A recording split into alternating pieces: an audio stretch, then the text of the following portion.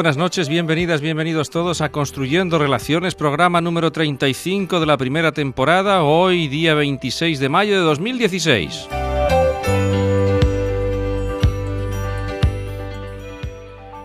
Construyendo Relaciones, un programa producido y dirigido por Rudolf Helbrecht.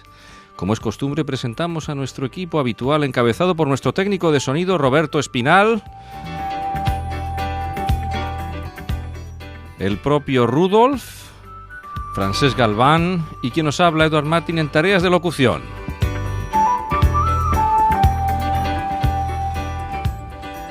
Y a continuación, y fieles a nuestras costumbres, le cedo la palabra a nuestro alma mater, Rudolf, para que introduzca el tema de hoy y presente a nuestros invitados. Buenas noches, querida audiencia, allí donde quiera que estéis escuchándonos. Esta noche tenemos un tema apasionante como cada semana, pero algo moderno, nuevo. Nadie entiende de qué va, pero es de moda, ¿no? Las neurociencias, todo lo que tiene que ver con neuro, ¿no? Todo aquello parece neurótico, neurociencia, yo no sé de qué viene, pero bueno. Esta noche tenemos a dos especialistas amigos. Tenemos a Uriol... Perdón, los nombres son mi problema siempre.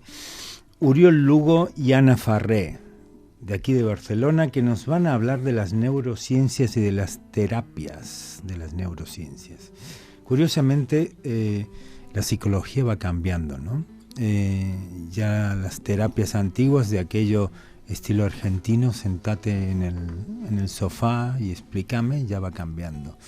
Hoy las terapias de psicología han avanzado, tanto que existe incluso hasta dentro de esto lo que hablábamos fuera de antena, hablamos del neuromarketing y todo esto que está de moda, pero también está de moda y cada vez más las terapias neurocientíficas, que es lo que trata el tema de hoy.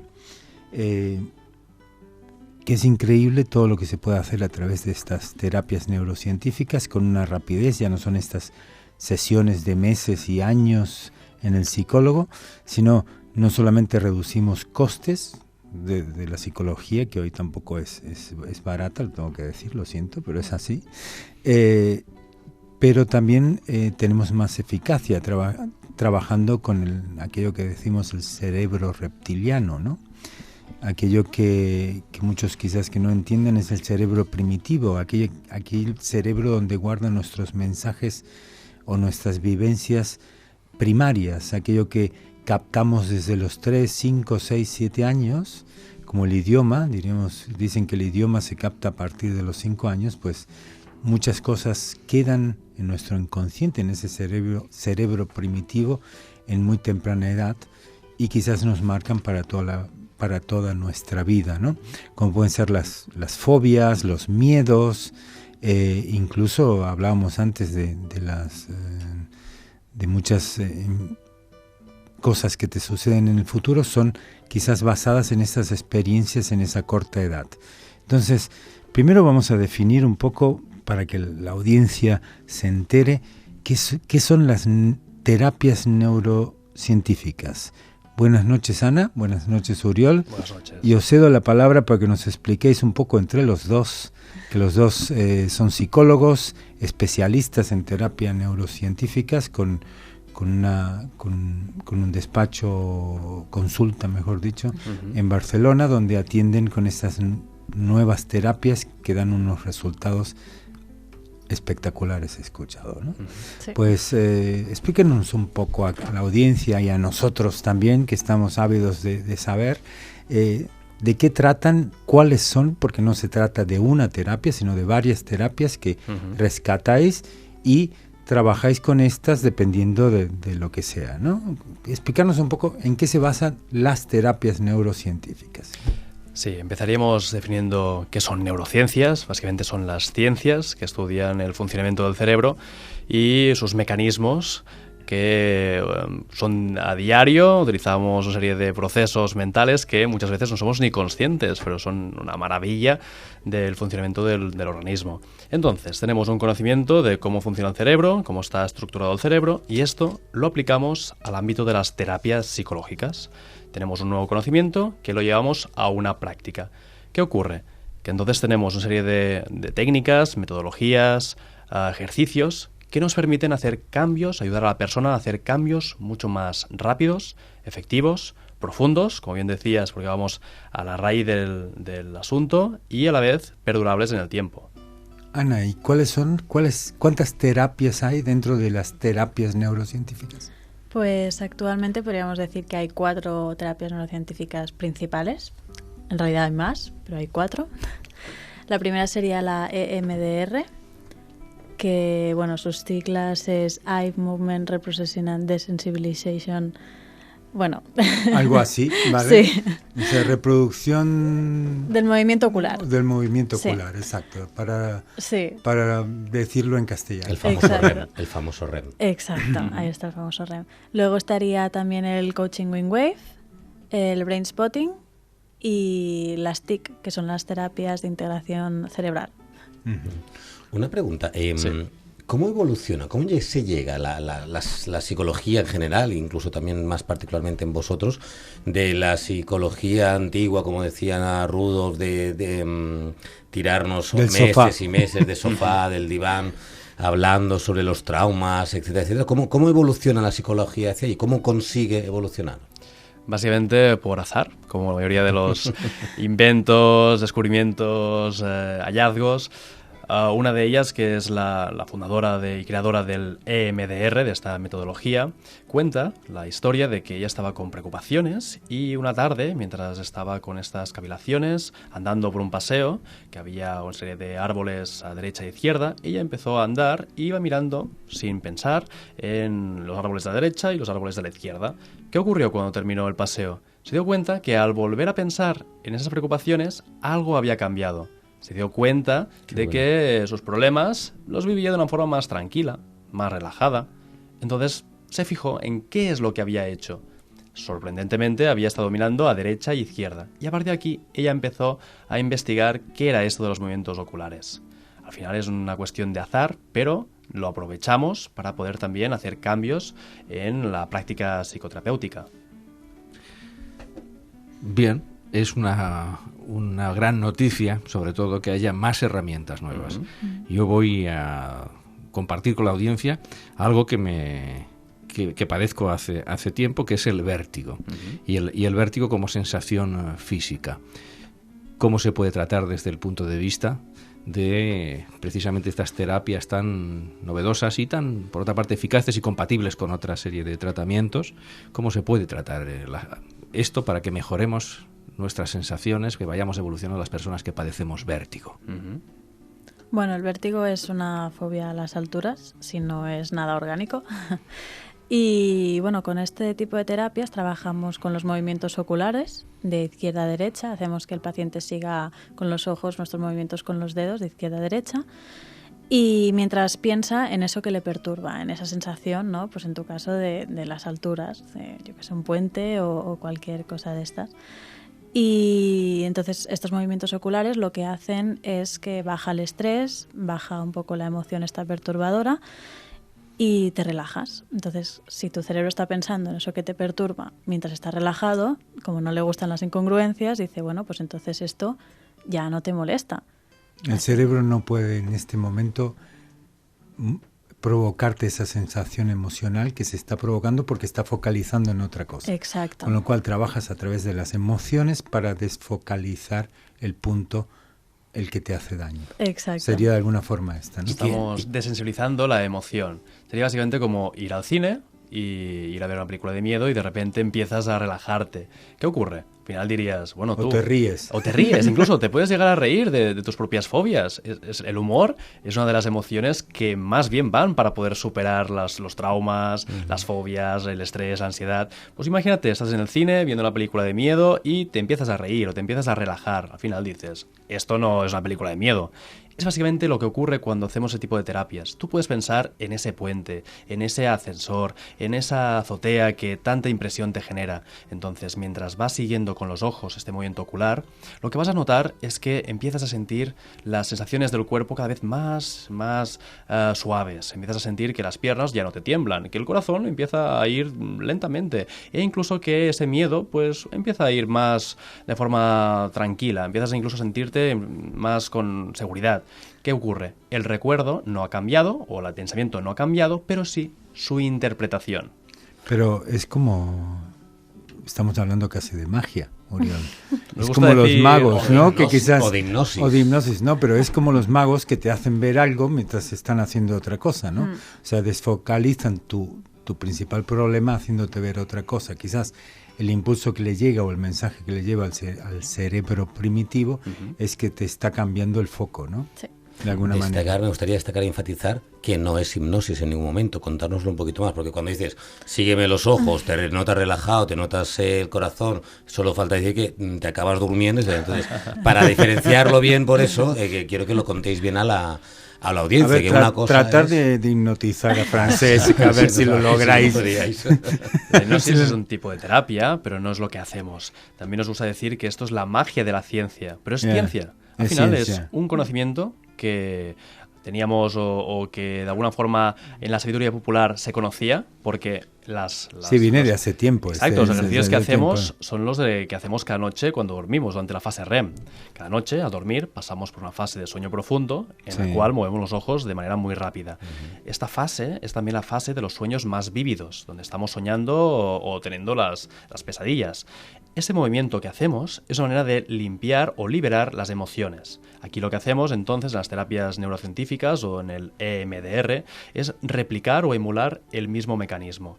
Nuestros abuelos, nos decían de forma como sabiduría popular, consúltalo con la almohada, mañana lo verás mejor, los problemas mañana se ven de otra manera. Esto que nuestros abuelos sabían y nos decían, de alguna forma la ciencia ha demostrado cómo funciona. Curioso. Pero hemos hablado de la primera de las terapias, ¿no? Que es esta. Luego hay 3 más, has dicho, ¿no? Sí. Si me equivoco. ¿Y la segunda es? La segunda sería el Coaching in Wave. Ajá. ¿Y de qué trata? Coaching in Wave nace en Alemania, nos vamos moviendo también de países, el EMDR es en Estados Unidos y en el Coaching in Wave nos vamos a Hamburgo. Es un matrimonio y lo que hace este matrimonio de Cora Besser y Harry Sigmund es descubrir que con los movimientos oculares además podemos añadir un test kinesiológico, es decir, un test corporal, concretamente en las manos. Para los oyentes que nos estáis escuchando y que tenéis ganas también de practicar, si estáis conduciendo no lo hagáis. Simplemente es juntando el dedo índice y el dedo pulgar, haciendo un anillo lo más redondo posible, un anillo que podáis poner firme. Como el OK. Como el OK, correcto, exacto, sin que las uñas se lleguen a tocar. Entonces, con este anillo podemos medir pequeñas respuestas inconscientes al estrés. Diríamos que en las manos tenemos un gran número de terminaciones nerviosas, tanto a nivel motor como sensitivo. Entonces, cuando decimos afirmaciones, como por ejemplo, me dan miedo las alturas, el terapeuta puede calibrar, puede estirar este test para ver si se abre, es decir, hay estrés, o se mantiene firme, no hay estrés. Es una forma muy fácil también de descubrir el origen de esos miedos, de esas inseguridades, porque también a diferencia de las terapias convencionales, podemos estar años solo para descubrir de dónde viene todo esto. Pero este reflejo de los dedos es un mensaje del cerebro en este caso. O sea, el cerebro es quien realmente te da la tensión que tú reproduces a través del problema que tienes. Con lo cual, cuando reaccionas de una forma concreta, apretarías más los dedos, ¿no? Diríamos que cuando el test se abre hay un estrés porque el cuerpo no es capaz de mantener la misma tensión. De forma natural, la persona tendría que estar, digamos, sosteniendo, sin hacer mucha presión, pero sosteniendo el test. Cuando uno está estresado, diríamos que la fuerza que tiene la mano se debilita. Cuando se abre, hay estrés. Entonces podemos hacer, por ejemplo, exploraciones de dónde está el origen de esa preocupación. Podemos buscar, por ejemplo, haciendo preguntas o frases, porque se dicen afirmaciones, es un tema del presente, del pasado, del futuro. Cling, del pasado, de la adultez, de la adolescencia o de la infancia. Cling, en la infancia. ¿En qué edad? De los 0 a los 5, clean. A los 3, clean. Se trabaja desde lo positivo.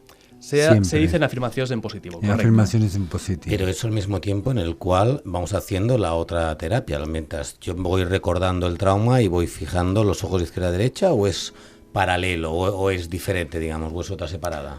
Es separada. Lo de los movimientos oculares. Una o la otra.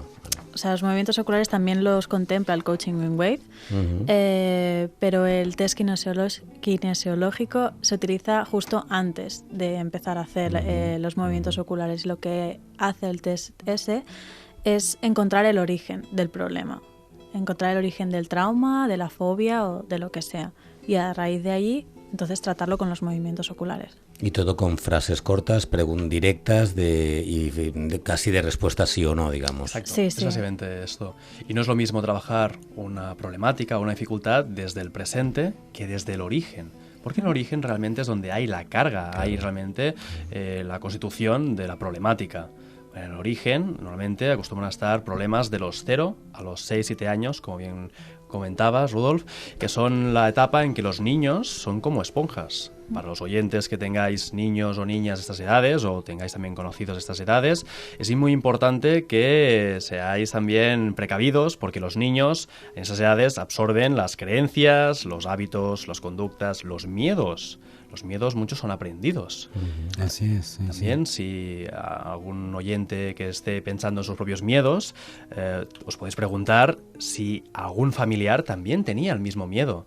Me he encontrado también clientes y clientas que miedo a las arañas, miedo a las serpientes, miedo a las ratas. Y les pregunto, ¿alguien más de tu familia tenía ese miedo?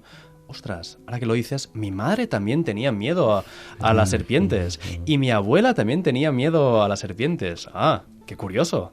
¿Nos podéis poner algún caso de éxito de alguna de estas dos terapias? ¿Algún caso concreto que nos podáis contar dentro del anonimato y dentro de todo lo que se pueda contar? Sin decir nombres. No Pedro, Juan, o estos, bueno. Bueno, nosotros lo que hacemos con este tipo de terapias es un poco mezclarlas, ¿no? Vemos que todas sirven, todas tienen cosas buenas, entonces las mezclamos. Y algunos casos así de éxito, pues por ejemplo una chica de unos 26 años que tenía un insomnio desde hacía 3 años. No dormía, lo había intentado todo, había intentado homeopatía, otros psicólogos, pero no había manera. Entonces nos visitó y con 2 sesiones ya pudo dormir otra vez. ¿Y encontraste dándonos algo más de detalle? Bueno, encontramos escenas del pasado, ¿no? En la escena de origen, entonces a partir de ahí pues ir limpiando, que se dice, con los movimientos, Wingwave. Con movimientos oculares. Y después también movimientos a nivel bilateral, tanto sea ocular como de oída o físico. Yo que he heredado el vértigo de mi padre, que en paz descanse, pues tengo claro que efectivamente podemos seguir profundizando en determinadas cosas, mirarnos en el espejo interior y encontrar cosas que efectivamente vienen y que son heredadas, vienen de nuestros mayores.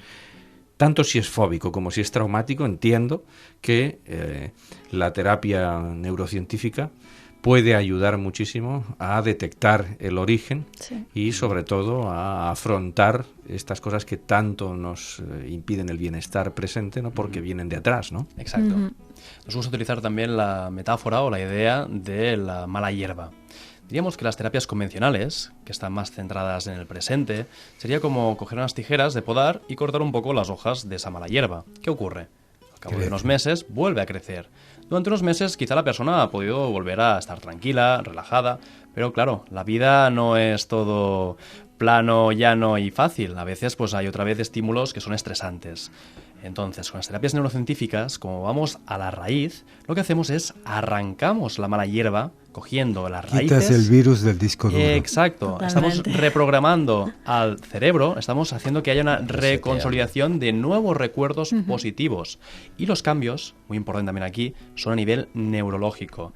No son cambios a nivel del lenguaje, de lo que sería una terapia hablada, que va directamente al neocórtex o al isocórtex, que es muy mental. Es como dejar de fumar y que tus familiares, amigos te digan, deja de fumar, que es malo. Y tú lo dices, muy bien, ya está, ya lo he entendido. ¿Dónde ha ido ese mensaje? En la parte lógica, pero en la parte emocional y en la parte del cuerpo. Es aquí donde hacemos la gran diferencia de esas terapias. Vamos al pasado y además trabajamos con partes del cerebro más profundas, más como por ejemplo el sistema límbico, emocional o incluso también la parte somática. Entonces el cambio es mucho más profundo. Y la parte de las percepciones. ¿Trabajáis con las percepciones y las emociones? O sea, las percepciones de estas emociones también. Porque lógicamente cuando hablamos de estas terapias, tenemos que decir que bien, son terapias conocidas en diferentes ámbitos, pero vosotros no solamente aplicáis la terapia, aplicáis también la psicología dentro de esto, porque tenéis la necesidad de conocer al paciente, conocer o sacar esa información de dónde viene, no solamente conociendo la terapia. Quizás pueda haber gente que conozca el tipo de terapia, pero no la parte psicológica de esto, ¿no? Ujú. Trabajamos también con la parte de psicoeducación. Me explico. Cuando alguien nos cuenta su problema o sus dificultades, entendemos también que hay una parte muy importante simplemente de escuchar, de estar presentes, de mostrar también un apoyo, porque son personas que vienen con traumas que son del tipo T minúscula o relacional. Son gente que en su entorno, sus familiares, sus cuidadores, quizá en algún momento les han fallado, han tenido experiencias de maltrato o experiencias en que simplemente han tenido heridas emocionales y se han sentido como abandonados o no queridos, aunque hayan sido en momentos muy puntuales y no hayan sido toda su vida, pero sí que en momentos puntuales se ha generado una herida. Entonces, como terapeutas, lo que hacemos también es que haya un vínculo o reforzamos un vínculo de seguridad con esas personas, con los pacientes y clientes, para que durante el proceso las personas sientan que están seguras y tranquilas. Por experiencia también, mucha gente cuando nos ve, cuando nos visita, tiene miedos a contar y a revelar también pues sus traumas, sus dificultades, porque sienten que es algo que es muy doloroso.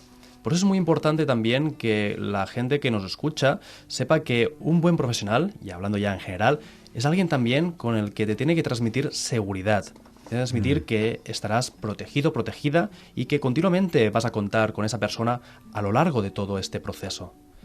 También trabajamos con conceptos de mindfulness, que es la atención plena.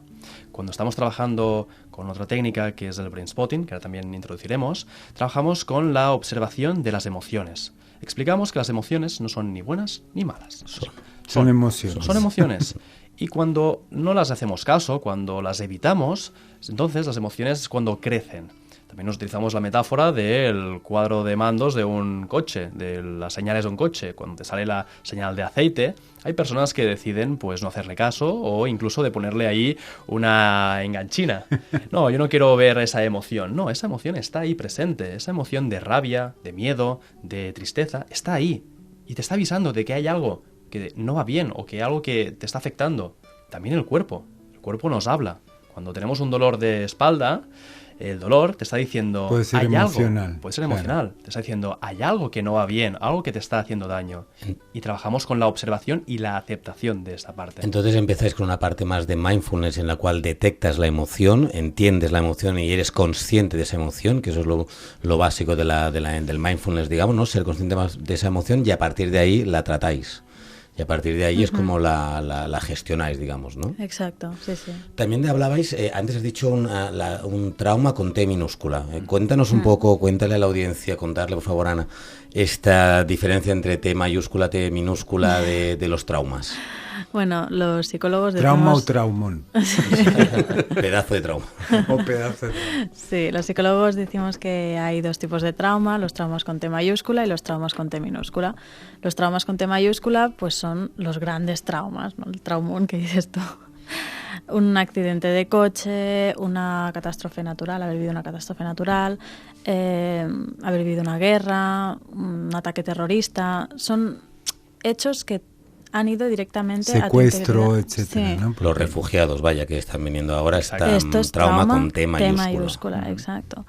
Y el trauma con T minúscula son pues hechos más relacionales, ¿no? De relación, de vínculo, de apego, todo eso. Un bullying podría ser un trauma con T minúscula. Sí, totalmente. Maltratos. ¿Y en cuántas sesiones se podría tratar un trauma pequeñín? El trauma con T minúscula. Para tener un parámetro. Curiosamente, los traumas con T minúscula cuestan más de tratar que los traumas con T mayúscula. Ah, sí. Sí, Curioso. porque los traumas con T mayúscula es algo puntual, ¿no? Es un accidente de coche. Pues ya tratas el accidente de coche, es eso. Y el trauma con T minúscula acostumbra a tener una continuidad. Si es un maltrato, por ejemplo, psicológico, Un bullying es claro, es continuo. Entonces tienes muchas más escenas Claro, y que recuerdos. borrar. Claro, porque en Años. realidad lo que decíamos antes es, hacemos un reset del disco duro aquel que tenemos, y cuanta más información tengamos, naturalmente más cuesta quitarlo. Pero llegamos a olvidar esos recuerdos, esos traumas, o simplemente los gestionamos y ya no nos perturban. Claro, olvidar no se puede olvidar los recuerdos. Simplemente lo que hacemos es bajar la emoción o bajar la perturbación. Llegar a la fase de aceptación, digamos, Exacto, un poco a sí. hacer más rápida esa parte de esa evolución de los 7 pasos, 5 pasos a la aceptación, es llegar a la Exacto, aceptación. directamente. Para entenderlo gráficamente, es como si el cerebro reptiliano, aquel primitivo, nos mandase un mensaje eléctrico emocional que nos perturba. Vamos a decirlo así, ¿no? De alguna forma gráfica. Entonces, lo que haces es que este mensaje emocional que nos envía el cerebro no lo envíe con tanta intensidad, quizás. Exacto, relajamos la amígdala. Qué bueno. La amígdala es la parte del cerebro, es un órgano dentro del cerebro, la parte del sistema límbico emocional que se activa cuando hay una amenaza o percibe una amenaza. La que envía el mensaje, claro, Exacto. percibe una amenaza. Que es lo mismo.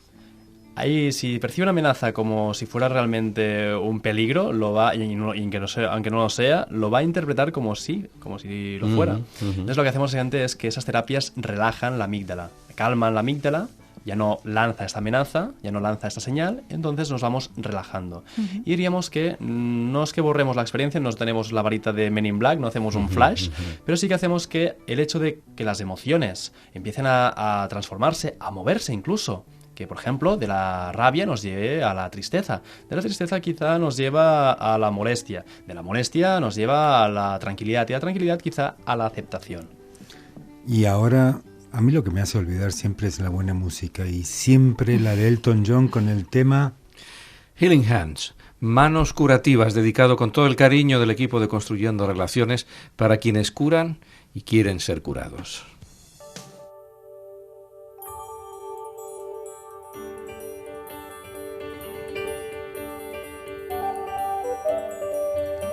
Y sí, seguimos con este tema de las neurociencias, pensar que todo aquello que te preocupa está en tu cerebro. Todo aquello que te puede llegar a perturbar se puede solucionar a través de las emociones, a través de la neurociencia. Y Eduardo, no sé con qué tema hoy, qué pregunta de aquellas muy tuyas tienes hoy para nuestros invitados. Pues una que yo creo que la audiencia, si no está haciéndola llegar por Twitter o por la página de Facebook o por todos los medios que están a disposición, os recordamos la página web www.construyendorelaciones.com, pues estarán a punto de hacerla. Yo me voy a adelantar. Me parece interesantísimo el enfoque de la neurociencia y quiero saber, según vuestro punto de vista y experiencia profesional, cómo se puede diferenciar, para que la audiencia casi lo toque con las manos, ¿no? ¿Cómo se puede diferenciar entre un cuadro clínico emocional y otro puramente patológico? Hablaríamos básicamente de la incapacidad que le genera ese trastorno o esa problemática en la persona en el día a día. Me explico. A veces podemos llegar a convivir con nuestros problemas durante años y años. Gente que tiene, por ejemplo, pues fobia a conducir, pues mira, ha estado toda su vida cogiendo pues la bicicleta o yendo a los sitios con tren o haciendo maravillas. Pero diríamos que en general, cuando tenemos un problema que nos incapacita para nuestro día a día, hablaríamos de un cuadro que es patológico. Cuando son problemas más a nivel emocionales, que quizá no nos incapacitan en nuestro día a día, pero aún así nos generan también malestar, sería pues ya un tipo de problemáticas que no son tan patológicas o no son patológicas. Entonces es importante también explicar a la audiencia que a veces hay pequeñas situaciones o situaciones del día a día que no son tampoco la fin del mundo, pero que también nos generan estrés. Ejemplo, podemos pelearnos con nuestros hijos, podemos también tener disputas con compañeros y compañeras de trabajo, podemos incluso también pues en algún momento llegar a perder el móvil, la cartera, o que no dejemos las llaves del coche puestas en el coche. Situaciones que pueden llegar a generar tensión y estrés. También sirven para estas experiencias. Podemos llegar a trabajar con las terapias neurocientíficas para liberar esas emociones, para liberar ese estrés, esa rabia, esa tristeza, esa preocupación. Y al final, el mecanismo es el mismo. Ayudamos a que la persona pueda acabar de liberar esa emoción que de otra manera, si no, se va encapsulando o se va llenando. También nos gusta utilizar la metáfora de la mochila. Todos y todas llevamos una mochila encima con una serie de experiencias que pueden ser positivas, pero también negativas. Esas experiencias han ido sumando y a lo largo de la vida, ¿qué ocurre? Que llevamos una mochila que es un mochilón. Es una mochila llena de experiencias súper incapacitantes y por eso muchas veces llega un punto en que petamos. Es decir, nuestra mochila ya no puede más y de alguna manera pues entramos en tristeza, depresión, entramos en ansiedad o simplemente el cuerpo también nos responde. Empezamos con dolores de espalda, dolores del cuello, dolores en las articulaciones y luego nos preguntamos ¿qué es lo que está ocurriendo? No, la pregunta es ¿qué es lo que llevas en la mochila? Pero entonces, ¿puede ser el mismo síntoma, o no el síntoma, el mismo hecho, la misma cosa, pero que el grado de profundidad en el cuanto lo vivas es lo que diferencia lo patológico de lo emocional? Es sobre todo el grado de influencia que tienes dentro, el grado en el cual lo tienes interiorizado. Sería cómo te incapacita. Te incapacita más o menos. Vale. Ejemplo, si tú tienes una fobia, pues si te incapacita para subir en ascensor, si tienes en el caso de vértigo, pues claro, es una gran limitación. Pero si tú tienes, por ejemplo, miedo a las alturas, quizá no te incapacita. Simplemente que cuando estás en un edificio decides no salir al balcón. Claro. Sería quizá una diferencia entre algo que es más patológico y algo que puede ser pues más emocional sin llegar a este cuadro. ¿Miedo a volar? Miedo a volar también trabajamos, sobre todo en verano. Nos llegan muchos casos de pacientes que tengo un mes para coger un avión. Entonces les decimos, sí, esas terapias son rápidas, pero vamos a trabajar. Claro. Miedo a volar, miedo también a nivel de cuando son eventos importantes y la persona tiene que hablar en público. Hemos también ayudado mucho a nivel de fobias a dar conferencias, a dar charlas. Parece mentira, pero el miedo a hablar en público es uno de los miedos más presentes en la gran mayoría de las personas. Sí. Muchas veces por culpa de una educación que ha sido muy estricta y también muy traumática. Con el cole, con la escuela, vinculamos recuerdos positivos, pero también de muy negativos. Salir adelante de los compañeros a decir algo a veces era un castigo. Exacto. Y hemos llegado a asociar, hemos llegado a asociar experiencias que en el presente pues quizá nos incapacitan y no sabemos por qué. Otras situaciones serían, pues, de repente, cuando estoy muy estresado, pues le grito a mis hijos. Y a veces tengo estos momentos de que no me controlo, de furia. ¿Qué ocurre aquí? ¿Qué sucede? Entonces aquí también vamos buscando hacia atrás y nos hemos encontrado también casos de hombres y mujeres que también desgraciadamente han tenido modelos de padres que también pues de pequeños les gritaban o de alguna forma también los maltrataban y eso se replica, lo copiamos también y es una lástima porque vamos también siguiendo el mismo patrón con nuestros hijos. También de alguna manera se pueden encontrar algunas claves, algunas pistas y creo que es una buena ocasión para que lo aclaréis, de por qué en algunos casos se ha ido modulando el estilo personal y ha ido girando, ¿no? Es decir, se han ido limando ciertas aristas y se han ido encontrando otras zonas, ¿no? que han ido creciendo, ¿no? Se puede pasar de un estilo más impulsivo, más dominante, a un estilo más asertivo. Hablaríamos de que cuando la persona es capaz de liberarse de esa emoción, de esos recuerdos, realmente la persona está siendo libre. Porque la emoción que le está, digamos, dirigiendo ya no es la rabia, ya no es el miedo, ya no es la frustración o la tristeza. Con lo cual, también podríamos llegar a decir que con ese tipo de terapias permitimos que la propia persona se convierta en su yo real, en su personalidad real. Esa persona deja atrás ese miedo de la infancia, deja atrás esa tristeza de hace tantos años, se convierte en su propia personalidad. Nos quedan 2 de las 4 que has mencionado, Ana. Nos quedan otras 2. Las primeras para recordar era La primera era la EMDR. Y que es la ocular. Sí, la de los movimientos oculares. La segunda es... el coaching Wingwave, que incluye también el test kinesiológico. Y ahora las otras dos son... La siguiente es el Brain Spotting. Brain Spotting. Sí, el Brain Spotting nace a partir del EMDR también. Digamos que el EMDR es un poco la madre, ¿no? Un poco de todas. El autor del Brain Spotting estaba haciendo una sesión de EMDR con una paciente que era patinadora olímpica, que tenía muchas limitaciones en hacer un triple salto. Y era muy raro porque, bueno, es relativamente fácil si eres una atleta olímpica.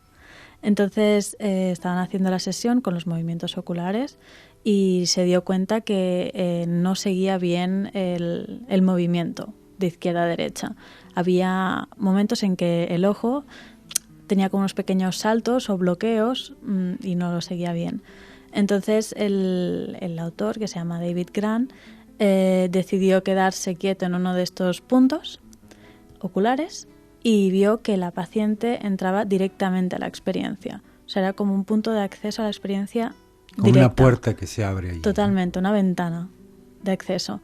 Y esto, juntamente con el mindfulness, con una actitud de mindfulness, de aceptación, de no juicio, de abrazar un poco, ¿no?, esa emoción, consiguió pues unos grandes resultados con esta chica.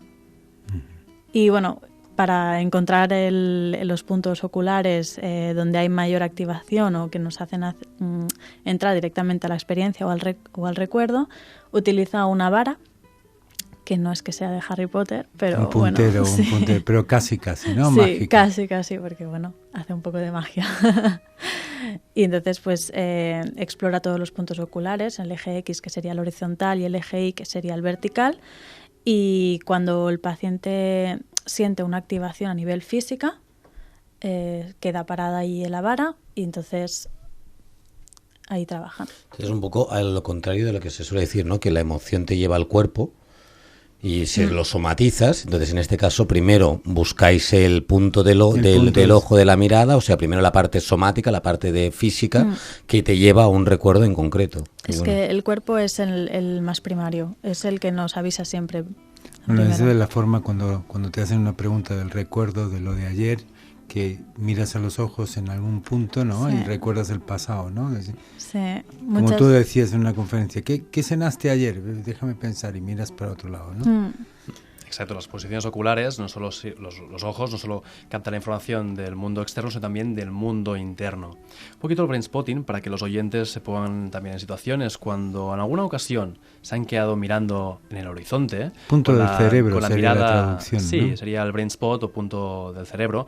Sería cuando están mirando el horizonte y se quedan en babia y alguien se les acerca y les pregunta, ¿en qué estabas pensando? Y no, en nada, no, mentira. Estabas pensando en algo te estaba viniendo por la cabeza. Básicamente lo que hacemos con el puntero es esto, es hacer que la persona pueda volver al recuerdo y que se quede ahí, en el recuerdo. Como hablábamos antes, que no huya de la tristeza, ni del miedo, ni de la rabia. Cuando se queda ahí con una atención plena, con una aceptación, las emociones simplemente se transforman. ¿Conocéis el tema de la lateralidad cruzada? Sí. Pues con este tema de lateralidad cruzada se utilizaba también algunos puntos de esto en la vista, normalmente tapando un ojo, ¿no? Sí, ¿Conoces este sistema? No sé si los oyentes lo saben. La lateralidad cruzada, diremos, es, por decirlo así gráficamente, que tienes el cerebro cambiado de lugar, ¿no? O sea, normalmente tenemos una parte derecha emocional y una parte racional. En este caso lo tenemos al revés, ¿no? Creo que la derecha es la emocional y la izquierda la racional. En este caso, lateralidad cruzada quiere decir que tenemos al revés. Yo lo que había escuchado en lo que hablamos en nuestros cursos también de comunicación no verbal, cuando hablas de las miradas y tal, muchas veces contamos esto, cuando te hacen una pregunta, miras hacia un lado, estás desarrollando una parte del cerebro en la cual recuerdas, mientras que si miras a la otra estás inventando, porque estás utilizando... ¿Cómo, si es que tiene algún tipo de relación con este brain spot, cómo se relaciona? Sí, hablaríamos de que la programación neurolingüística, la PNL, es un poquito la que asentó las bases.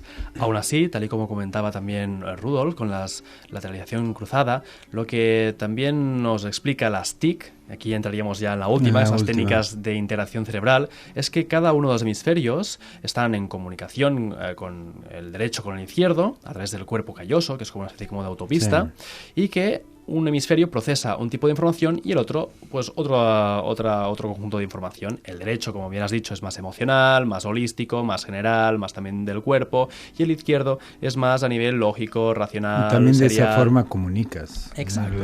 Entonces, cuando tenemos un trauma, cuando estamos en una experiencia que es estresante, lo que ocurre es básicamente que un hemisferio queda más activado que el otro. Hay una especie como de quiebre de la comunicación, es como si estos dos hemisferios son amigos. Porque la parte racional no quiere el emocional, con lo cual bloquea un poco el camino entre Exacto, uno son como con el otro. Dos amigos o dos amigas que deciden dejar de hablarse o ya no se comunican igual. Entonces, cuando estamos delante, por ejemplo, de una situación que puede ser muy dura, un duelo, nos hemos encontrado gente que cuando estaba el hemisferio derecho emocional más activado, lloraba y gritaba y realmente estaba evocando las emociones muy intensas. Cuando estaba activado el hemisferio izquierdo, de repente esa persona dejaba de llorar y empezaba a racionalizar, diciendo que tampoco es para tanto, son cosas que pasan. Entonces, ¿cómo hacemos esta comunicación? ¿Cómo hacemos que el cerebro vuelva otra vez el hemisferio derecho e izquierdo a comunicarse? Que lo racional o que lo emocional se racionalice de alguna manera. De alguna forma, que vuelvan a comunicarse, que vuelvan a integrarse. Hablamos también de integración hemisférica. Pues utilizamos un tipo de gafas con las cuales hay una parte de la gafa que está bloqueada, pudiendo hacer que entre más luz en el otro ojo. Cada hemisferio controla la parte contraria del cuerpo, con lo cual cuando estamos bloqueando un ojo estamos haciendo que se active el otro hemisferio, y alternando estas gafas o con las manos simplemente tapando un ojo y otro, lo que hacemos es que haya otra vez una estimulación alterna en los dos hemisferios. Esto permite que vuelva otra vez la comunicación. Cuando los dos hemisferios se vuelven a integrar, nos relajamos. Aquí volvemos un poquito a la idea de la película de miedo. Si estamos relajados mientras pensamos en algo que nos da miedo, nos genera estrés o nos genera tristeza, al final entonces, el cerebro interpreta tápate que no... un ojo y no tendrás miedo. Hay que saber cuál. Entonces por eso los piratas eran tan arrojados, ¿no? Exacto, quizá iba por aquí. No eran emocionales. Entonces, saber qué ojo es el que toca taparse para dejar de ser emocional y racional. Yo quería preguntaros sobre el factor permanente de estos cambios que la neurociencia inspira, ¿no? Es decir, la garantía que se puede tener de que efectivamente haciendo un trabajo riguroso con buenos profesionales que conocen esto, que son una gente ética 100%, ¿cómo podemos transmitirle a la audiencia que esto tiene un fondo de estabilidad y de permanencia? Uh-huh.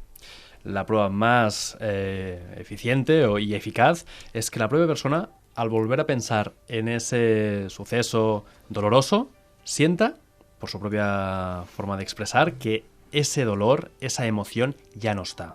Que sienta que esas emociones, sensaciones corporales también han desaparecido. Y esto lo pueden notar en la propia sesión. Cuando terminan de hacer el ejercicio, se les vuelve a pedir que piensen en ese recuerdo. Y las personas, cuando han superado sus traumas, normalmente te dicen, pues siento que estoy liberada, siento que estoy con la ansiedad como si hubiera desaparecido, me siento contenta, alegre. Incluso a veces hemos encontrado gente que se va diciendo, estoy realmente feliz.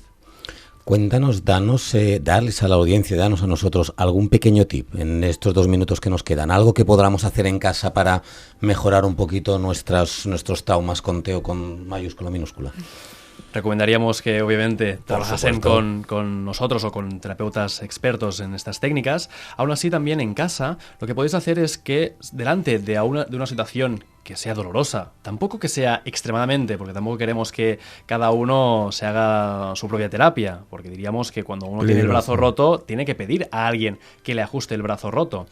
Pero podrían coger simplemente con papel y bolígrafo y escribir eso que ha sido tan doloroso, eso que le ha generado estrés, pero escribirlo con todos los detalles posibles, tanto a nivel lógico como a nivel emocional.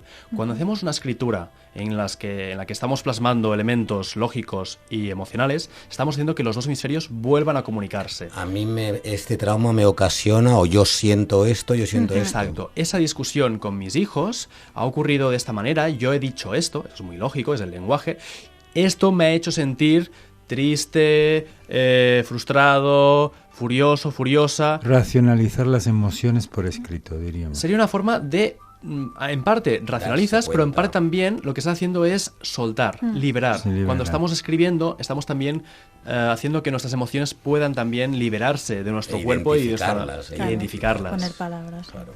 Ok, pues muchas gracias por estar con nosotros, explicarnos esto, que estaríamos horas hablando como nos pasa, investigando y preguntando cosas. Gracias por estar esta noche con nosotros, explicarnos o aclararnos un poquito más lo que son estas terapias neurocientíficas. A Oriol Lugo y a Ana Farré los podéis encontrar fácilmente en internet, en LinkedIn, en Facebook, en tal, si queréis preguntar más cosas. Y aquí estamos nosotros también en el programa, si queréis escribirnos a nosotros, les haremos llegar las preguntas. Y una vez más, nos despedimos de vosotros. El próximo programa interesante, las emociones en relación a la gente discapacitada. Un tema muy interesante y os dejo, que se nos va el tiempo, con mi compañero Eduard que se despide y hasta la próxima. Eduard.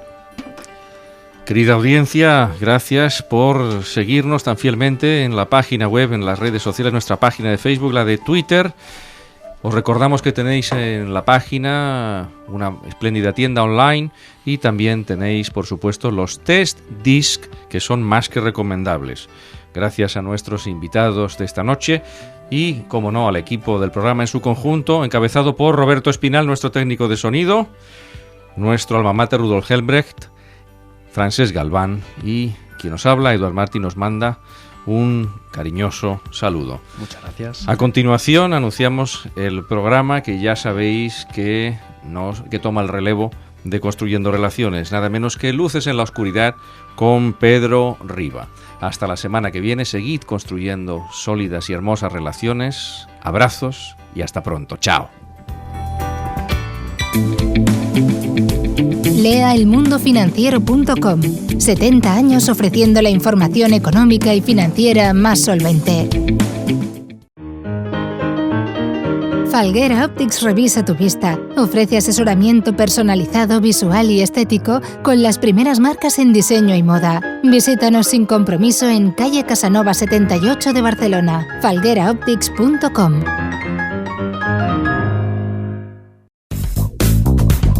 Virtual Hosting Digital. Alojamiento web vitalicio para tu página personal o de empresa con dominio incluido gratis el primer año.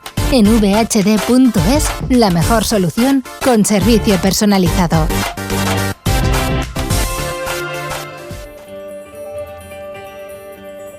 Construyendo Relaciones es un programa de radio que trata sobre las relaciones humanas y el crecimiento personal. Se emite en directo en Barcelona cada jueves de 11 a 12 de la noche por Radio Canal Barcelona. Sintoniza el 106.9 de la FM o escúchanos online a través de nuestra web construyendorelaciones.com.